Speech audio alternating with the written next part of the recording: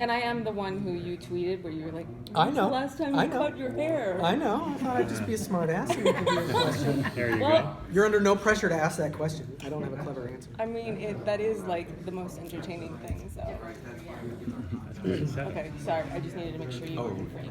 I thought she said to go this way. So somebody on No, no. Twitter was asking about Battlestar Galactica and specifically some percussionists, and they seemed very excited and wanted you to explain something. I don't get the reference. But, Okay. But it's a fan question, so I'm here to. Well, back in 2003, the notion that you would take a property like Battlestar Galactica and use percussion instead of an orchestra predominantly as the score was, I want to say like groundbreaking or revolutionary, but it was a risky thing. I mean, at that time, the only chances that had really been taken in science fiction music, main title sequence to Enterprise, which I don't know anybody who really likes that. So there was this sense that like it's very dangerous to play around with that formula. But that's what shaking up the formula is what Battlestar Galactica was. So the sort of idea of having a big bombastic space opera orchestra was thrown out the window, and this is by the producers even before a composer was hired. They knew they didn't want that. They weren't sure what they wanted in its place. So you had this like vacuum that could be filled with anything, and we found that percussion. Especially taiko drums and Japanese percussion, but also Middle Eastern percussion, added this really cool rhythmic, tribal quality that played against the technology of the images, and that became the defining, I think, the defining sound of the score. Very cool. Yeah, awesome. I had a question about the range in your music in all of your projects, and if there's a part of you that you feel like is in all your work is most you, if it's the percussion or if it's the melodies like Two Funerals and Battlestar, like really emotional, powerful, which is the most of yourself that you've put into your work? That's a really great question, and I feel like there's a part of me that goes into all of it, and that all of it represents a side of my personality. That might have been the end of my answer like 3 months ago, but actually after scoring Child's Play, it might be that. I mean, because Child's Play, unlike anything else I'd ever scored, is performed almost entirely by me, layering by layer by meticulous layer, singing all the vocal parts, playing all the little toy pianos and hurdy-gurdy and accordion and slide whistles and kazoos and action figures. It's very tactile. It's very direct. It's like right out of my brain into this weird score. And as a result, I wasn't thinking about it this way, but it's very personal because it literally is not filtered through any other performer. Even when I write this evocative string piece, I'm not a violin player, so the violin section, they add something, they make it their own. In Child's Play, there was none of that. It was, for better or worse, all that weird shit is me. So, Thank you. Yeah. So I have a question about when you're composing a score. Do you hear? I know that you play a number of instruments, but there are many instruments that are playing in some of these pieces, scores that you've done. Do you hear them in your head? Yes. The ones that you're. The short answer is yes. It's very difficult for me to write music in a vacuum without knowing what the instruments are going to be. Whatever the instrument is, it has its places where it speaks very strongly, places where it's weaker, and especially as I always, not always, but I frequently gravitate toward ethnic instruments and world instruments that they're extremely limited. I mean, like bagpipes, for example. I mean, there's literally notes they can't play. There's melodies they can't physically play. But when I learn what those things are and then go, okay, this is the strength of this instrument, and then I write with that in mind, it helps inspire me. You know what I mean? Whereas the other way around, if I go, oh, here's my tune, I guess I'll have a flute play it, it might work or it might not. Okay. Do you know what I mean? So it's helpful for me to pick some of those sounds early on and then base my ideas on that. Thank you. I was curious about God of War. So you'd composed, and this actually stood out to me, and I was like, oh my gosh, I gotta ask that, because it can apply to so much more, anything else you've done. You composed the theme for Kratos before the project had really been greenlit or further developed. And then once it came time to start, you thought, we gotta not chuck it, but can't use it this way. Once you got to, once you decided, you know what, there's this character, even though she's not shown, the mother, and you said, oh my God, what I did, that's the mother theme. So has it happened before that you had a strong connection with the theme, set it aside, and then reworked a new one, realized you'd actually presaged a theme before you came to the actual work of the composing? It's funny you mentioned this. I haven't quite like put it into words, but I find most of the time that I'm really struggling. Like when I hit a dead end, it's like I don't know what this should be. Most of the time, it means I've already found it and I abandoned it. You know what I mean? And that's when I kind of go, oh, wait, what was that other thing? So that happens a lot. I mean, I'm usually moving so quickly. It's like as I'm writing themes or coming up with ideas, it's like, okay, there's that, put it away. There's this, put it away. I feel like, that I sometimes get lost in all the ideas. And that sometimes that first instinct that you embellish or change until it's not what it was anymore, sometimes that really is what you were looking for the whole time. So it's funny how often I forget this, and I hit that dead end, and it's like I'm out of ideas here. Then I go, well, what about that other thing? Because I never catch myself in the moment. You never know when you've got that great idea and you set it aside. You have to wander through. You gotta like wander through the store for a while before you figure out you had what you came in for. Yeah, as far as what I call the mad scientist portion of composing, where you just take all these different sounds and manipulate them and experiment. Do you get a chance to do that on projects if you're lucky? That I think is probably the best description of most of my creative process. So it's I have to have time to do that, or I can't do a project. And the more of that I do, the quicker I'll be able to do everything else that comes next. For example, I remember doing a TV pilot where I had 2 weeks to score 70 minutes of full orchestral music, and that I was like, that means if I need to write like 5 minutes a day every day, and I just need to start with a theme. So I spent the first day trying to write the theme and come up with like the experiments, right?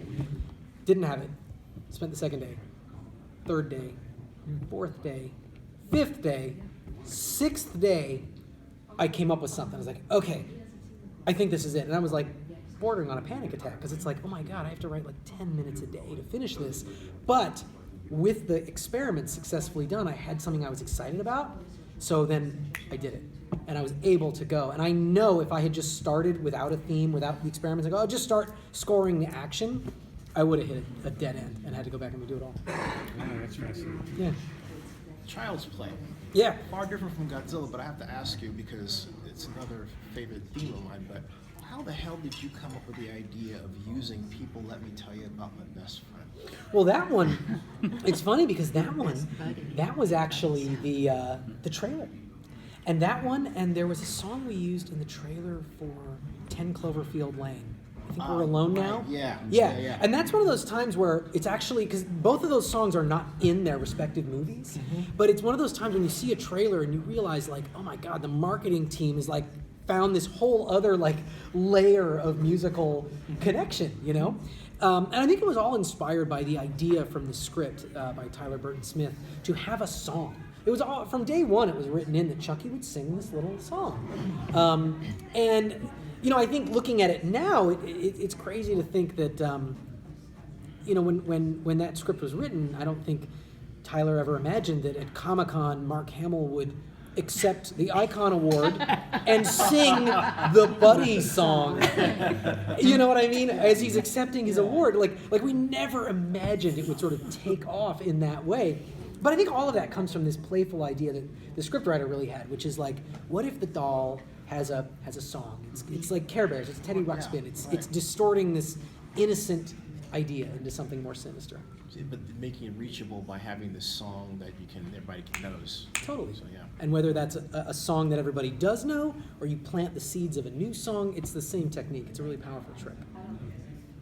So you've talked a little bit about your creative process on your own, but I'm curious to know what your process is like when you actually go in and meet with a director or a filmmaker, and how that affects the work that you're doing. Oh, that's a great question. I mean, that is everything. I mean, I don't mean to be hyperbolic, but I feel very much I'm writing a score for someone else's vision. Of course. And if the director had the training, skill, and time, they would score their own movie. Mm-hmm. They usually don't. Yeah. So they rely on someone like myself to have their vision materialize. So I find input from them is vital. Yeah. And sometimes it's even like it's not even what they say.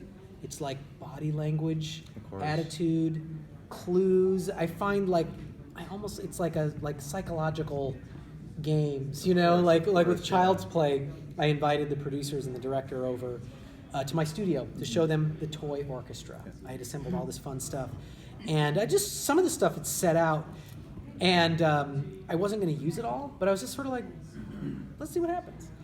And the director comes over, and even though there's all these fun toys, he immediately picks up a kalimba, which to me is like it's an African thumb piano. It's like we've seen a lot of these, and maybe like this guy from Norway hasn't seen a lot of them, so he's like, wow, what's this? And he starts playing. He's like, that's really cool. And he's like, bum, bum, bum, bum, bum. And I was like, gotcha. Do you know what I mean? Like, I literally wouldn't have used this. Yeah. And then I was like, that's Andy's theme. So I got the toy piano. And then because I knew like the director like just gravitated toward this. We could have talked for a week. We would have never talked about African thumb pianos. Yeah, Do you know what I mean? Of course, yeah. But in that brief little moment, I was like, oh, that's cool. I'm gonna remember that. Yeah. So it's fun. It can be a really fun collaborative process. Absolutely. Yeah. So this question might be a little bit nuts and bolts, but I'm always interested in the really, specific details. How are you coordinating the timing of when you're writing the scoring for something? Obviously, what happens if they're going to re-edit a scene or something and then it changes the length? So I'm just sort of curious about the order of events, about like how much it needs to be edited before you get it, or you have to make adjustments, things like that. I'm going to try to not get too nuts and bolts, but what Please go ahead. what you are describing is the fundamental technical challenge of scoring a large film. Uh-huh. Let me take that back. Any film, Right. even a small indie, it's the same problem. It's a little like the best form of the film to score is the last when it's done. Yeah, obviously. Usually have like a day. So it's not even a question that you can wait because the mix is basically over. So the more time you have, the more you can experiment. But the version of the film isn't even sometimes closely related to the one that's final. Yeah. So somewhere in between, the oatmeal is just the right temperature for Goldilocks, right? That it's like, the film is close enough that I should start. And I will make what are called conforms. You conform a scene that you've done to the new version of the picture. And you end up creating this sort of routine where, I'm working, I usually work, 14 hours, 16, 17, 18 hours a day. And it'll be like, I kind of divide my day in half. Because we eventually get to the point where it's like, I'm writing some new scenes, and then we get a new picture, and I have to conform the cues that I've done. And in some cases, this is where you have a team that can help you with this. So it's like, guys, I need you to conform this, make those edits while I'm doing the new picture. But it can be maddening. You know what I mean? Well, but yeah. at the end of the day, you've pieced all this stuff together. And so, you have to be really fast. You have to work very swiftly. So it was a good question to ask. It was. All right, so in a friendly arena where you don't criticize or have any negative comments on any other composers or artists, has there ever been a score theme or a character's theme over any pre-existing film that you like or you've watched, you've seen that you think you could do a better thing version of, or you've ever recorded on your own? It's a funny question because there's a lot of stuff like movies that I would have loved to have done because I love the movie. Right. But if I love the movie, then I love what's there. Do you know what I mean? Like, I would love to score Aliens. I'm not going to improve the score of Aliens. I think the films that come to mind are films that I think, in my opinion, were sort of falling into extreme trends of the day. So, fantasy films from the 80s scored with a highly synthesized soundtrack. Lady Hawk, Princess Bride, Neverending Story, Labyrinth, they all have a vibe that's rad. I love them. But especially like Lady Hawk and Princess Bride, where I think the intent, like especially Princess Bride, the intent is to make a classical fantasy story. The whole joke is that the kid wants to play video games, and the old grandpa comes in and reads him a good old-fashioned story. Why that is not scored with a gigantic orchestra is probably because of the year that movie came out. Do you know what I mean? Yeah. So even though I love that score, it fundamentally almost undermines a part of the movie to me. Like when I show that to my daughter, who has no context for like 80s stuff, I imagine she's like, what is this movie? Why does it sound like this? Do you know what I mean? Like, why does Willow sound like this and Princess Bride sound like this? So it's funny. Like but that's a personal taste thing. That's just me. Right. Okay. I have my question relates to a film like a series like Black Sails. Awesome. When I listen to the theme, I feel like I'm on the bounding main. I really Awesome. do. And I want to know if you visualize, and let's take also Outlander, the 4 seasons of Outlander and how the music changed.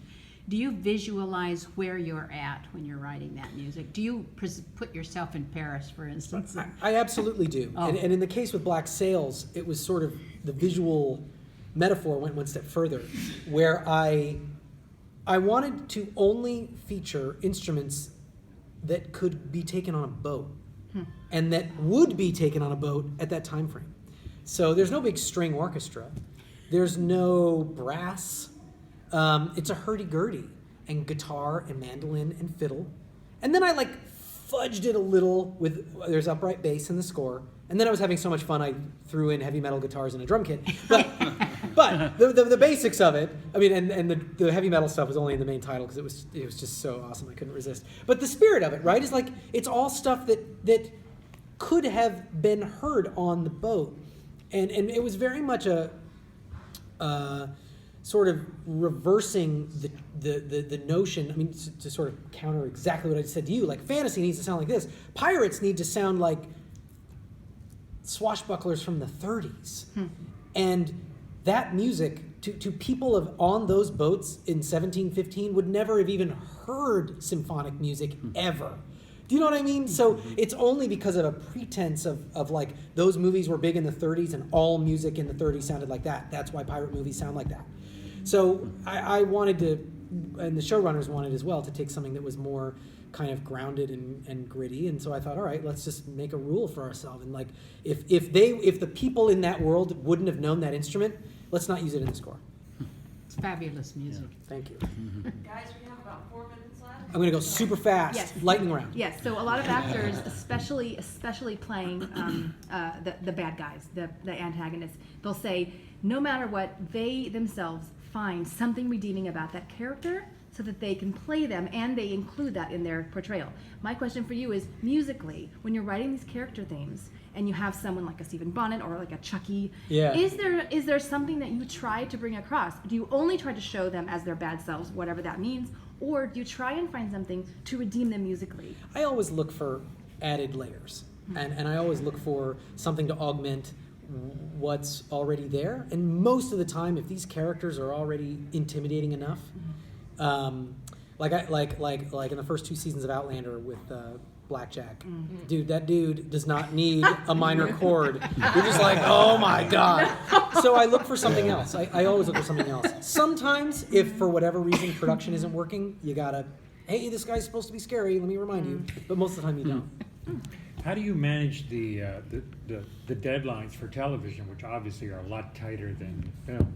Well, you get into the swing of things, that's for sure. And I find I always sort of pace myself, and I know how much time I have to write, and it always gets done. But like I said, and I think it was your question earlier, I always focus on what I need the most. And usually as shows go on, once the themes have been developed, it gets faster. I find the deadline in film is always way harder than TV. Because eventually but if you've made it to episode 2, you've already done this. Whereas with a film, you're usually inventing it from the ground up every time.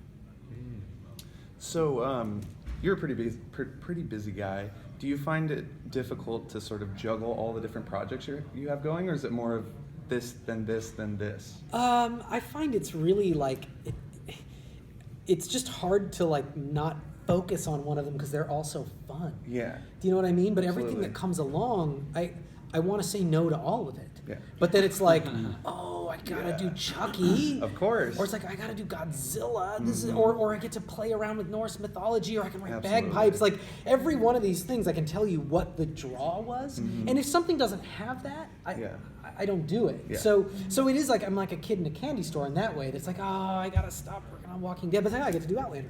You know what I mean? Like that's Absolutely. super fun. So it never feels like work in that way. Yeah. A lot of contemporary music is heavily reliant on samples. Do you ever use any samples? Because it sounds like you have a much more organic approach to composing.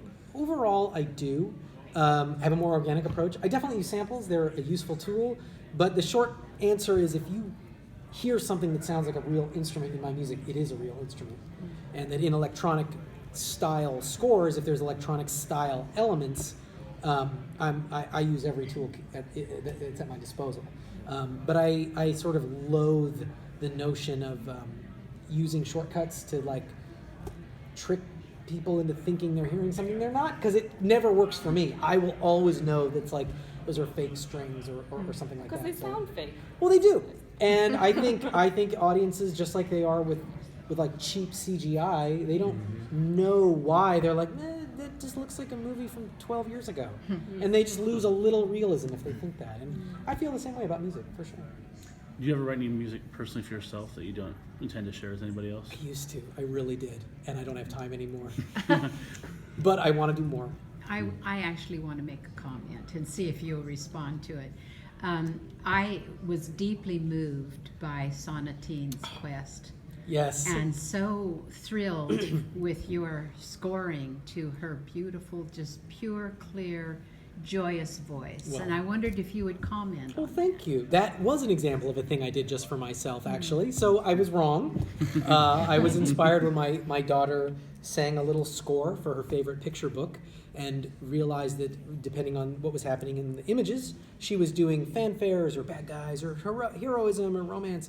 And so as a fun exercise, I took her samples. I sampled her voice. But that's still you making Yeah, your exactly. sample. It's not the same. And wrote an orchestral piece to sort of support it. And I did that just for fun. And then I realized I just wanted to post it for fun. But that to me was a thing I thought, that's something I can give my daughter. That and the rest of us too. well, I mean, exactly. It was lovely, and many people here may not know how old she was. Yeah, she was 4, so it's like, it was, It's pretty impressive. I know. Yeah, I saw one comment that I deleted where they're like, the singing's not very good. Uh-oh. And I was like, gosh. well, are you the thumbs down on this? Like, Yeah. what the heck? YouTube, man. The internet is brutal. Right. Everyone's a critic. So we gotta go to your panel. Yes, all right. Yeah. Thank you.